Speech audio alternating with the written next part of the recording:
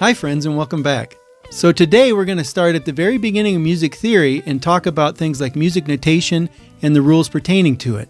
My eventual goal is to clarify harmonic principles and demonstrate how scales and harmony are interrelated. Once we've got that down, I can start moving into ways of breaking those rules, as well as all the different ways of manipulating harmony and melody to be able to create your own music. Now, if you want to understand harmony, the best instrument I know of is the piano. My ultimate goal is to broaden your understanding of how harmony works. You may wonder why a bassist is promoting piano to learn music theory on. If you think about it though, it makes sense. We're after an understanding of how harmony works. Most instruments are single note instruments. That means they only play one note at a time. A saxophone is a great example. A bassist can only play 4 notes at a time, and that's because there's 4 different strings and each string can only play one pitch at a time. On the guitar, the maximum amount of notes you can play is 6. 1 note per each string. On the piano, however, you can play as many as 10 notes, and perhaps more if you use some of your fingers to play 2 notes. Since the study of harmony is essentially the study of how musical notes are organized and work together, it follows that the instrument of choice should be an instrument that can produce as many notes at the same time as possible. By the way, I should mention it's not required to learn theory on piano. These principles are universal and apply no matter what instrument you play. It's just easier to learn and visualize theory on the piano, in my opinion. So let's get started. Let's begin with the piano keyboard and note location.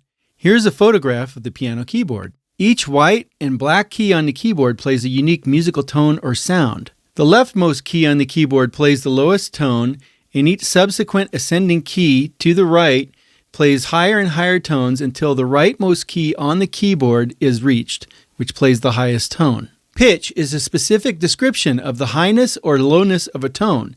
Pitch can also be referred to as notes, which have alphabetical letters assigned to them. The only alphabetical letters that can be assigned to notes in music are A, B, C, D, E, F, and G.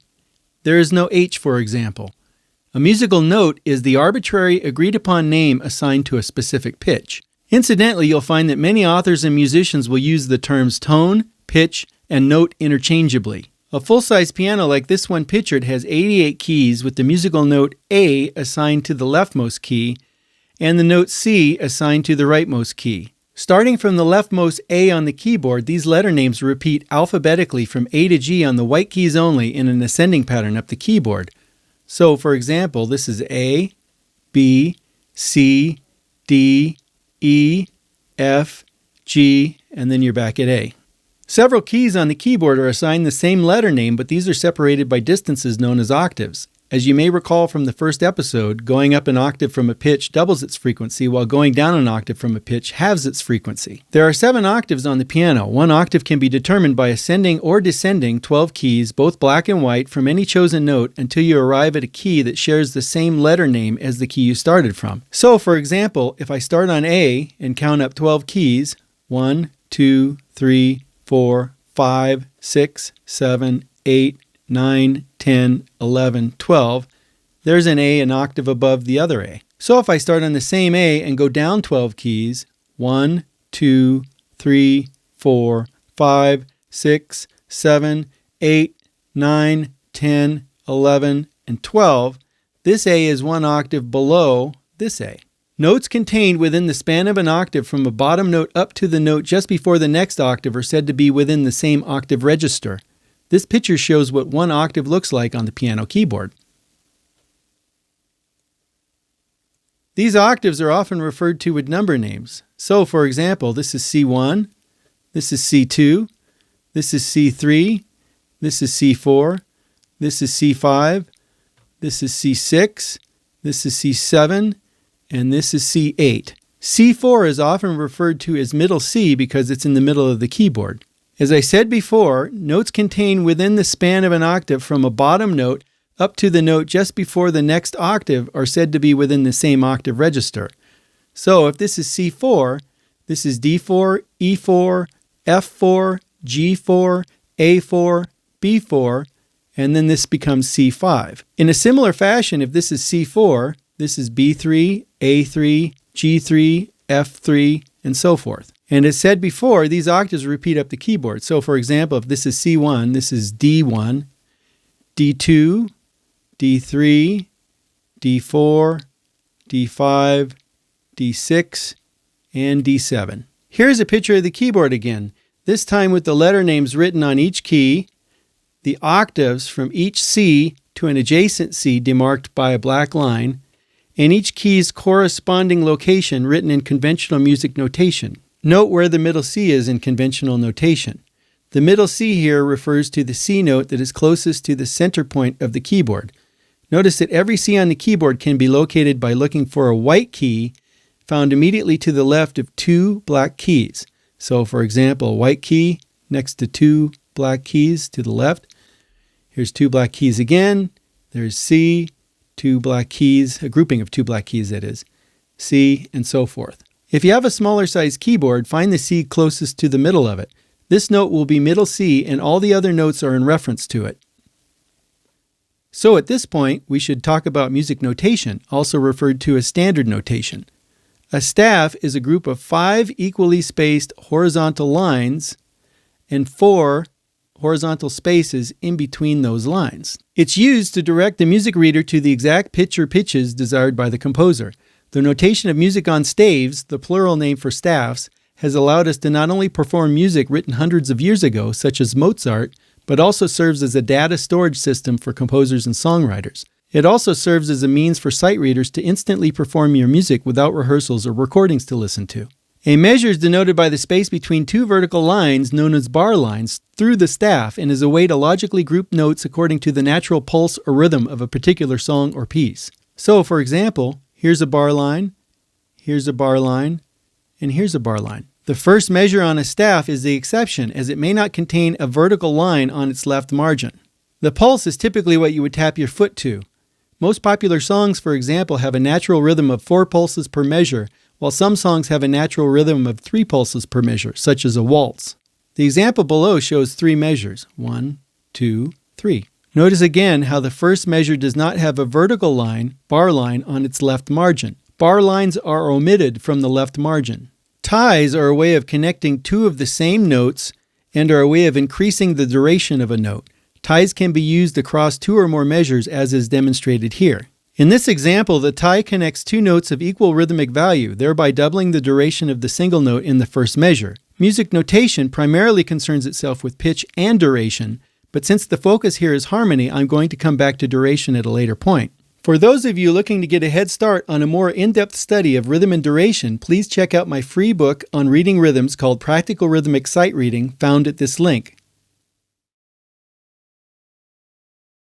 A clef, this right here, is a symbol placed on a staff which determines the relative range, high or low, of the notes on a staff as well as the specific pitches linked to each line or space. Clefs are typically found at the beginning of a staff, but not always. There are 2 types of clefs in common use, the treble clef, right here, and the bass clef, right here. The treble clef is typically used for notes in a higher range. The letter names of the notes on the staff and treble clef are as follows: E, F, G, A, B, C, D, E, and F. 2 acronyms have been used for the lines and spaces in treble clef and help with the retention of note names. The acronym for the lines, from the bottom line going up, is Every Good Boy Does Fine. E, G, B, D, F. The acronym for the spaces, from the bottom line going up, is FACE. F, A, C, E. Remember that the only alphabetical letters used in music are A, B, C, D, E, F, and G. When you ascend the staff with notes, the cycle of letters repeats itself again and again, as in this example.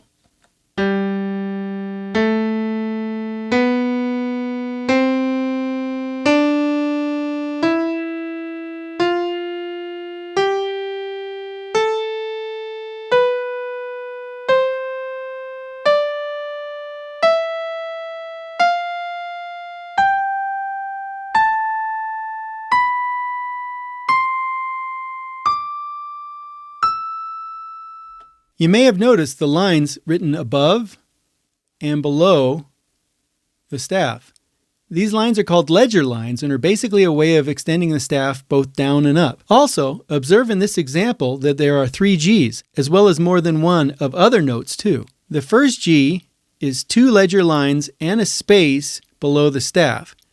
The second G is on the second line from the bottom of the staff, and the third G is resting on the space just above the top of the staff. Also notice that they are placed lower and higher on the staff, or ledger lines. All these Gs are said to be separated by octaves. The lowest G is said to be an octave lower than the G on the second line from the bottom of the staff. Conversely, the highest G is said to be an octave higher than the G on the second line from the bottom of the staff. If I play each of these Gs, you will observe that they have a similar sound but sound lower or higher depending on where they are placed on the staff. So let's try this.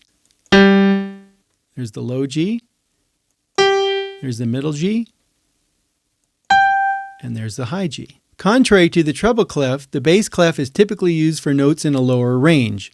The letter names of the notes on the staff in bass clef are as follows: G, A, B, C, D, E, F, G, and A. 2 acronyms have been used for the lines and spaces in bass clef and help with the retention of note names.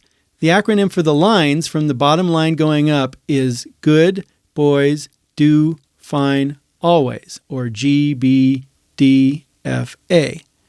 The acronym for the spaces from the bottom space going up is all cows eat grass, A, C, E, G. Like the treble clef, when you ascend the staff with notes, the cycle of letters repeats itself again and again, as in this example.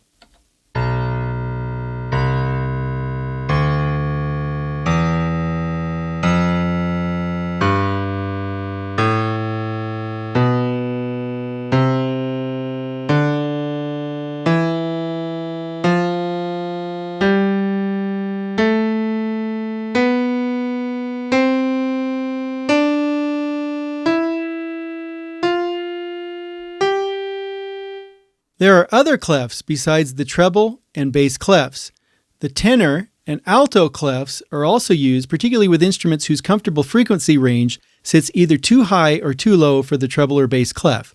For example, the viola is written in alto clef, while the upper ranges of the cello, trombone, and bassoon use the tenor clef. The tenor and alto clefs are used with these instruments to avoid the excessive use of ledger lines. Rarely, the bass clef is referred to as an F clef, while the treble clef is referred to as a G clef, and the tenor or alto clefs are referred to as the C clefs. The reasons for these clef note names has to do with the note the clef icon seems to accentuate for bass and treble clefs, or where middle C exists in relation to the center point of the clef for the tenor and alto clefs. Let me demonstrate what I'm talking about. If we look at the treble clef, notice how the icon of the treble clef wraps around the line of the note G found at this line. This is why it's called the G clef. If we look at the bass clef, notice how the icon of the bass clef terminates at the note F. This is why it's called an F clef. If we look at the alto and tenor clefs, they're both referred to as C clefs because the center point of the clef determines where middle C exists. Notice that on each of these clefs, this is where middle C is written. In the treble clef, it's here. In the alto clef, it's here. In the tenor clef, it's here, and in the bass clef, it's here. Just for reference sake, here are some other C clefs that are rarely in use: the baritone clef, the mezzo-soprano clef, and the soprano clef. You probably won't see them at all, just wanted to include them in case you run into them. You would figure them out the way you would figure out any other C clef. So, for example, here's the center point. This is where middle C is. Here's the center point. This is where middle C is. And here's the center point, and this is where middle C is on the baritone clef. Thanks for watching the video. Be sure to like and leave a comment below. And don't forget to hit the subscribe button. If you like the music you're listening to, please be sure to check out my friend David Anderson's album, Resolute, at this link.